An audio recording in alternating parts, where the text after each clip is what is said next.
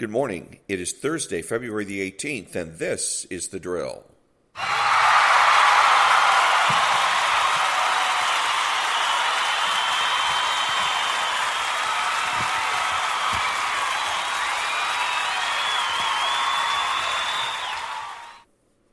Thank you.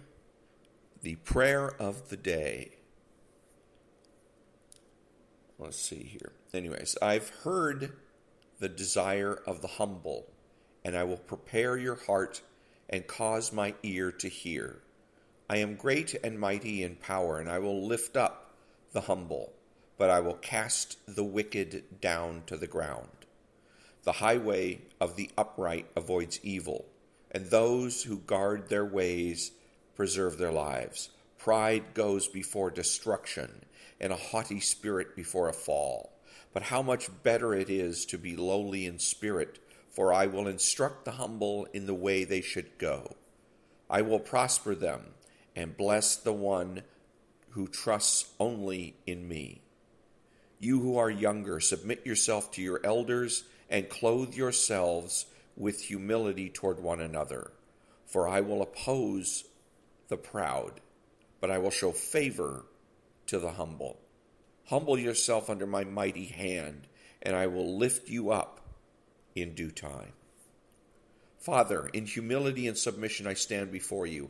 I have prepared my heart to do your will and have strengthened my spirit to follow after your ways. Cover me with your protection, for I have submitted myself to you, to your word, and to your Holy Spirit. Welcome to all the butchers, bakers, and candlestick makers out there. My name is Ron, and I'm your host and the only true conservative in the United States today. So today's podcast, today's episode will be dedicated at least in part, to Rush Limbaugh and his 30-year radio career. All that when I come back.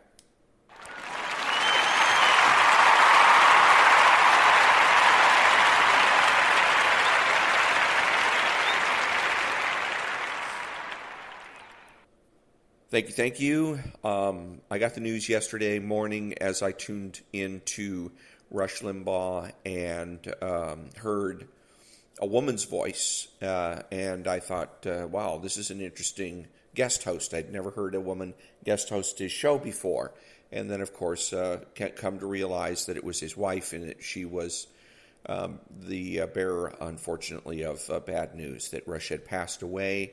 And so I was very sad to hear about that. I was rather hoping, I was imagining the way it was going to go is that he would be little by little kind of thing, where he'd come in fewer and fewer days per week. He sounded strong 2 weeks ago. He sounded very strong on the radio and sounded like he had energy. So I thought he might go for a few more months, but that little by little he would have fewer times on the radio, and then finally that he would announce that he can't do it anymore, doesn't have the energy or whatever, and then we would know that the time for him was near. So, but as it turns out, that was not to be the case, and so I was, I had kind of anticipated this with everything that has gone on recently, the defeat of my favorite president, President Trump, the loss of 2 Senate seats, and all this crap about January the 6th, the hay that they have made out of it, Nancy Pelosi has made out of it and continues to make out of it, trying to politicize the deaths of innocent people.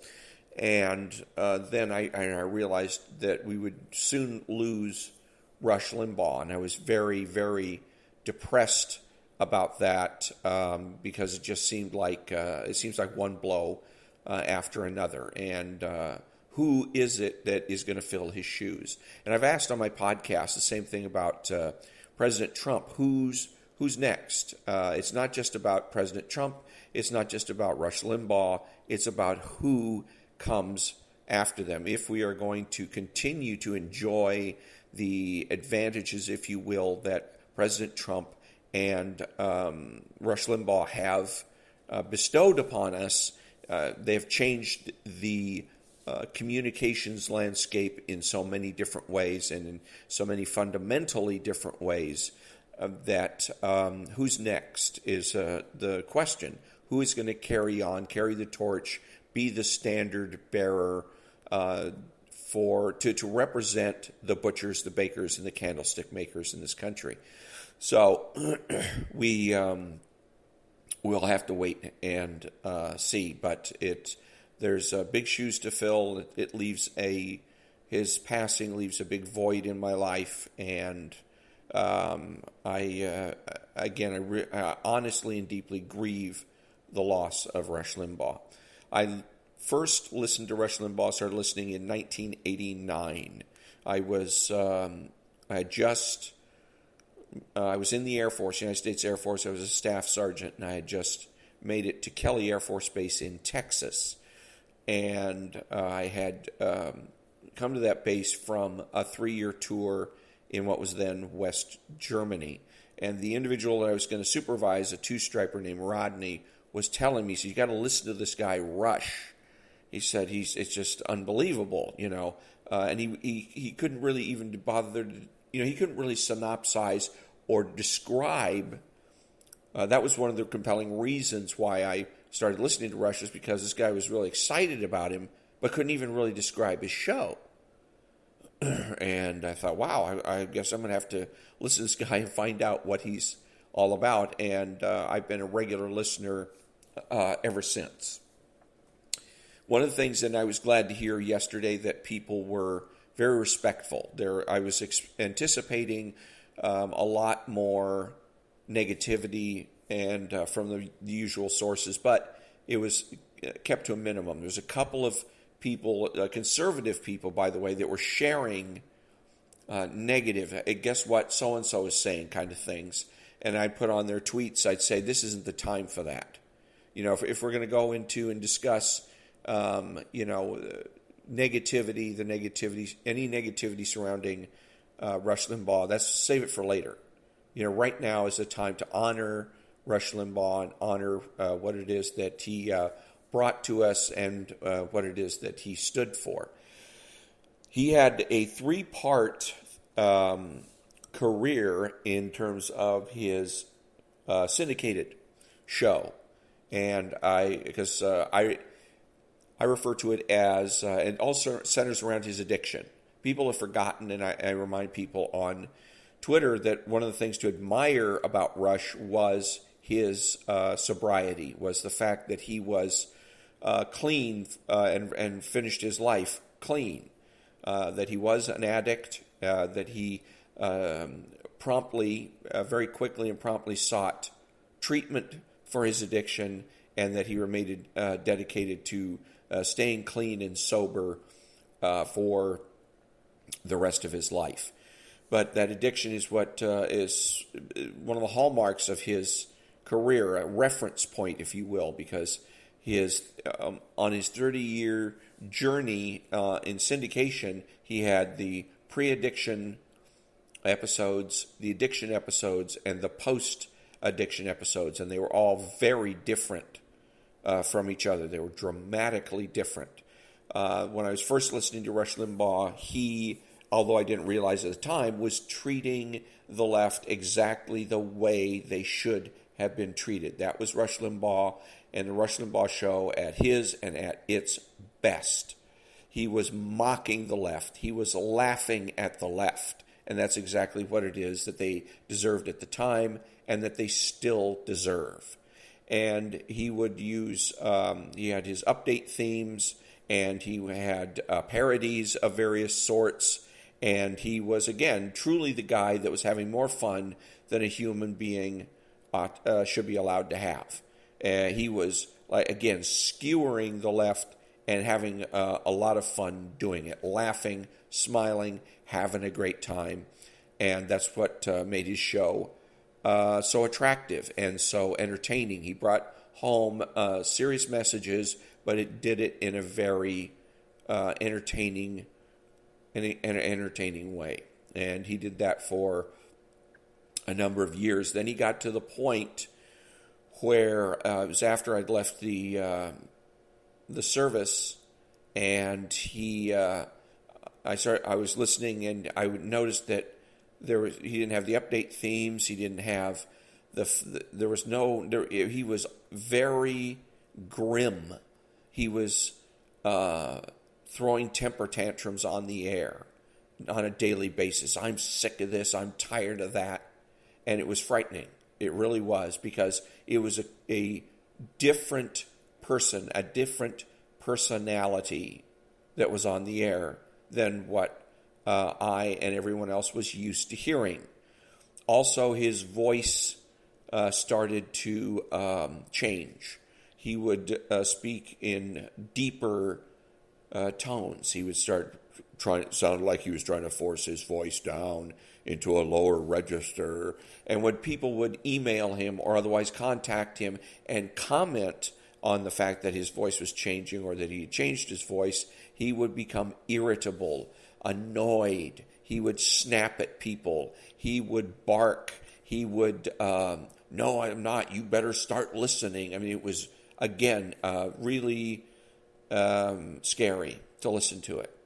And this went on for some period of time, weeks, I guess. And then one day he started his show at 9 o'clock in the morning, West Coast time, and he was calm.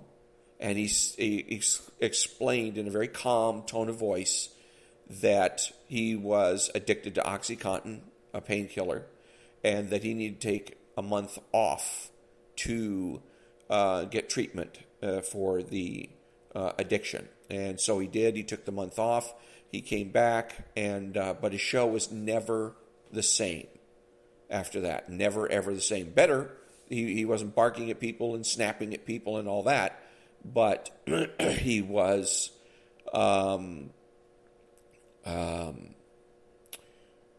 he was much better attitude. He wasn't snapping and barking and all that stuff. He was pleasant to listen to, but gone was the humor, gone was the mockery of giving the left. It was more a show of analytics, analyzing the left and trying to explain to his audience what the left is about and whatnot. So, also surrounding this little area of addiction were a lot of rumors. There were rumors going around that I didn't pay much attention to. They were in the tabloids that Rush was doctor shopping and that he was having his personal assistant run and try to get go to various pharmacies to get prescriptions filled for him and whatnot. So there wasn't a lot of detail surrounding his addiction, how he came to be addiction. There was a lot of speculation that it had to do with his weight, and that the weight put strain on his back, and so he was experiencing back pain, and that's how he ended up on OxyContin in the first place. But and then there was a court case where a district attorney was investigating him for, I believe it was doctor shopping, and they were looking to file charges against Rush for this. And so there was that drama that was unfolding in the background. So it was a very dramatic time when he was going through the addiction and getting help for it. He eventually resolved his legal problems. A lot of it was about, interestingly enough, privacy, the issue of privacy, which was really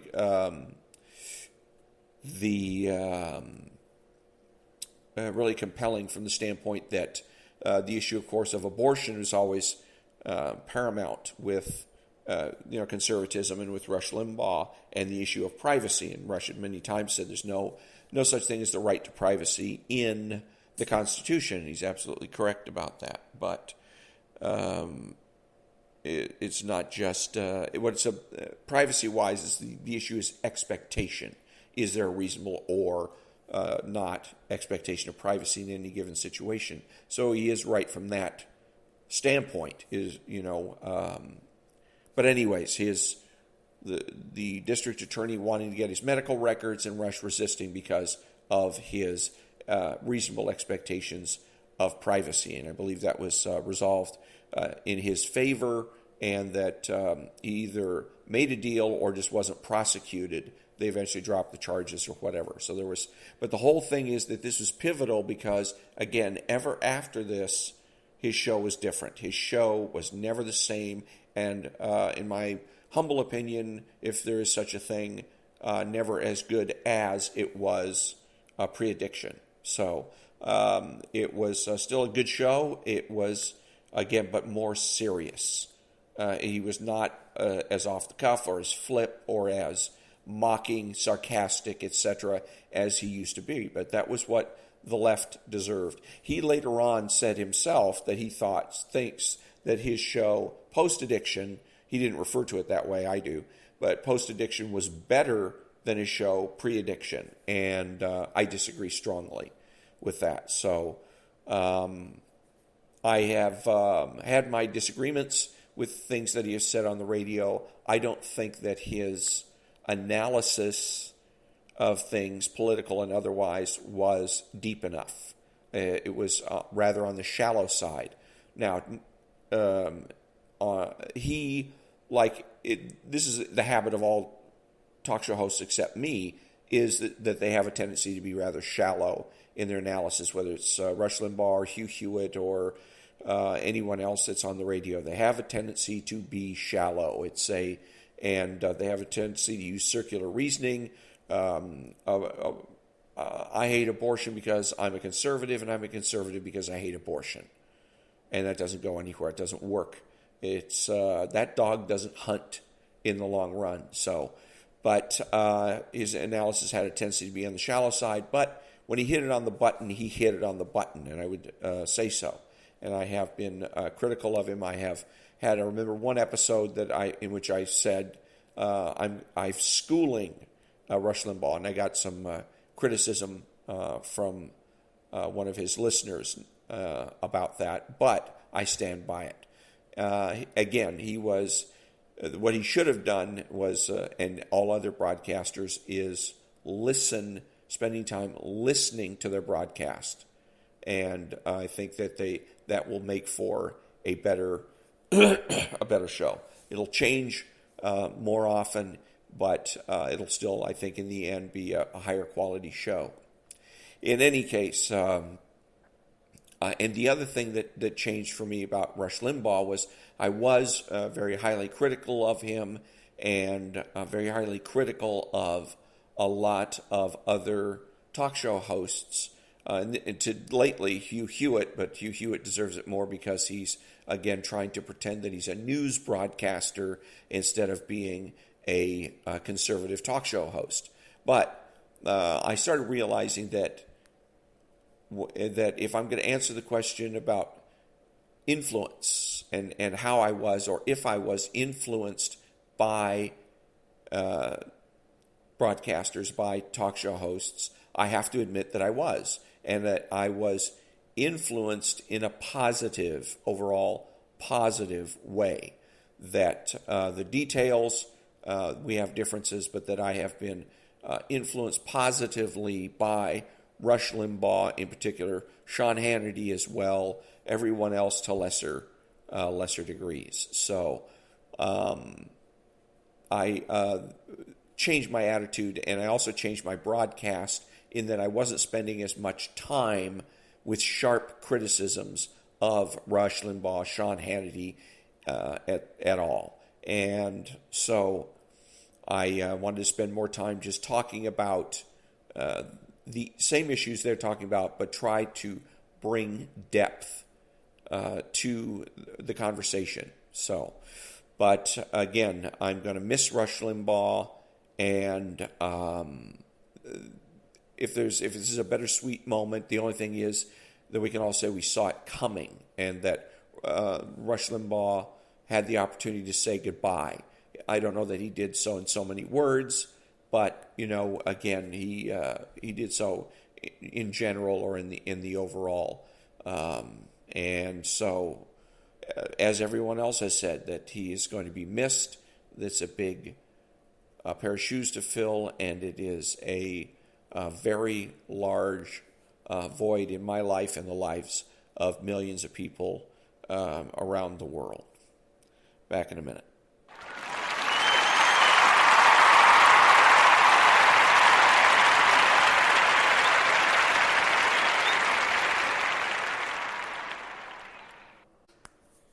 Listening to Hugh Hewitt, and he's pretty much dedicating his show to Rush Limbaugh and his legacy. And I was so happy to hear yesterday no one refer to Rush Limbaugh as a nice guy. He was a nice man until this morning, until Hugh Hewitt did it. And of course he does that. He's Mr. Zero, Mr. Middle of the Road, etc. So he's nobody knows what a nice guy, what a nice man he really was. Who cares?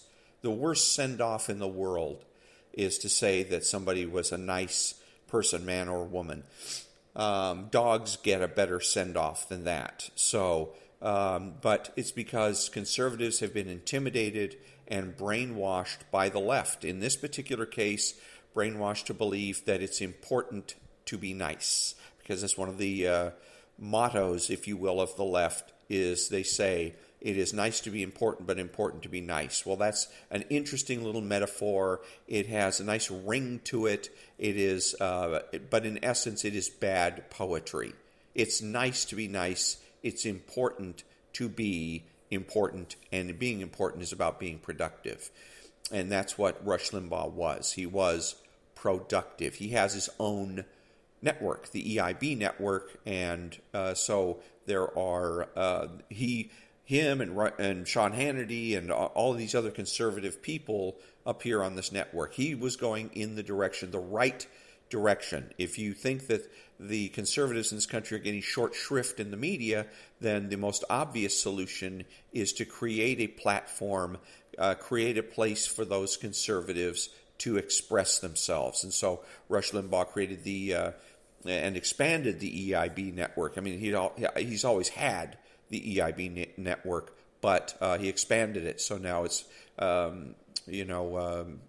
a radio. It used to be, he called it the EIB network, and it seemed like his show was the only one on the EIB network, and now he has others. It's expanded. But anyway, so he's productive in that regard. He has Rush 24/7, which is, again, productive. Another thing that he has is his newsletter, so he was productive that way. I think that he modeled himself in a lot of ways on William F. Buckley.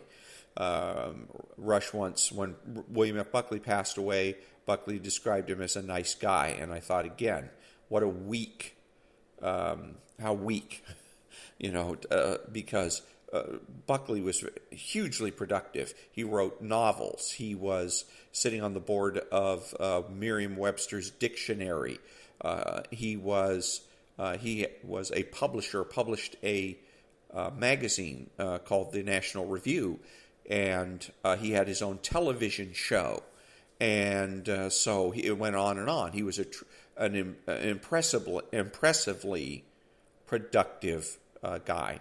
And so same thing goes with Rush. Rush was a very, very productive man. So whether or not he was nice to his dog, or whatnot, or nice to strange people or strangers or whatever, that's fine for him personally in his personal life. But as far as a send-off is concerned, it's rather weak. But again, it comes from the left.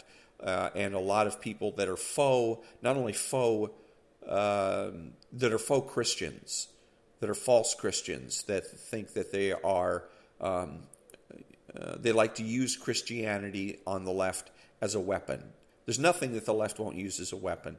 And so that's where all this nice comes from. It's important to be nice. And too many conservatives take that to heart. And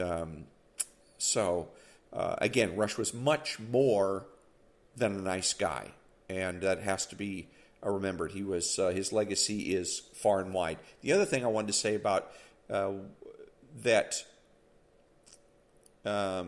Rush Limbaugh and President Reagan are linked, and not just because they're both conservative, but because Ronald Reagan's Ronald Reagan's administration paved the way for Rush Limbaugh. Somebody was talking yesterday about the history of talk radio and how it is we ended up with Rush Limbaugh, and they were talking about something called the fairness doctrine. And I remember that well growing up, that it used to be that if you were going to make, you're on radio, television, whatever, and you make an opinion, you come out and say, advocate something, then you had to have somebody on within a reasonable period of time to offer an opposing viewpoint.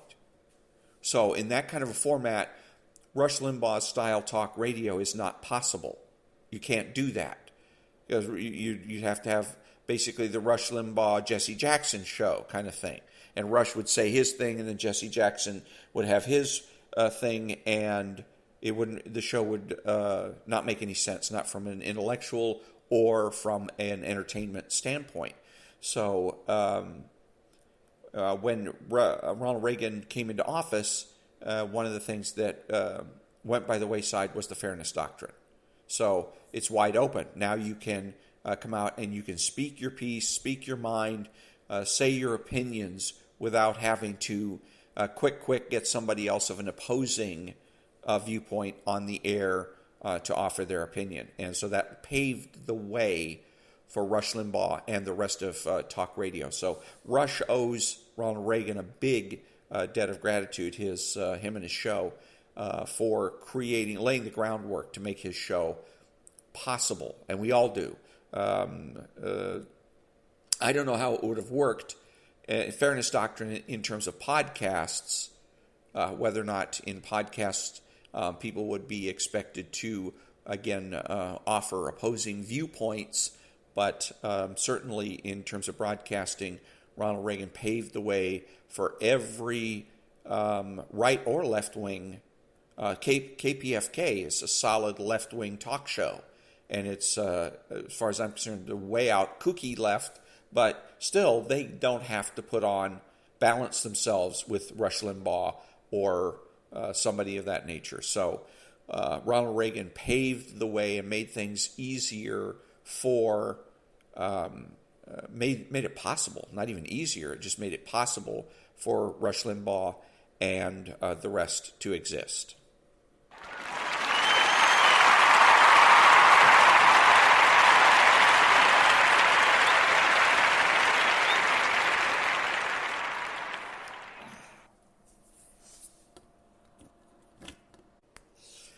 I wanted to go ahead and wrap up this episode by talking about Rush and spirituality and religiousness. Part and parcel of being a true conservative is being a monotheistic, and particularly a Christian. But you can be a Jewish conservative, you can be a Muslim conservative, you can be a Christian conservative, but there's no such thing as a Shinto conservative or a Taoist conservative or a Wiccan conservative. It just doesn't work. And I say that it's obviously so. It obviously doesn't work. And so as a Christian, part of a Christian's mission is to be bold about their Christianity, to publicly express to publicly confess Jesus Christ as their Lord and Savior. And as far as I knew over the years, he was Christian. He would say little things here or there that would indicate that he was Christian, or at least in sympathy with Christian values. But he very rarely came out and expressed overtly Christian things, like I've been doing with my podcast, expressing with the daily prayer. No other broadcaster does that. Although they can claim to be conservative. Well, where's your expression of faith? And I guess maybe that's the way to express it, is to say that you have to be a person of faith, whether it's Jewish, Muslim, or Christian, to be able to claim to be a true conservative. And yet Rush Limbaugh wouldn't discuss it. And he said so on his show, that he's very private about that. And so it's kind of an interesting that he would be give up his privacy as far as who he donates money to and whatnot, but he will not give, and his health, things that are obviously privacy issues. But the one area where he should not be private about, he should be bold about, he should be carrying the message, was Christianity. And that it may also be that maybe in the beginning, and again, pre-addiction, that he was Christian, but maybe somewhat of an apostate or a lapsed Christian, that maybe he wasn't going to church on a regular basis. And then after post-addiction, he became much more religious or spiritual in nature. But anyways, I'm glad. That's the thing that I'm most glad about, was that he got the opportunity to get sober, that he remained sober, and the only thing left to say is God bless Rush Limbaugh. May he rest in peace, and God bless Rush's family.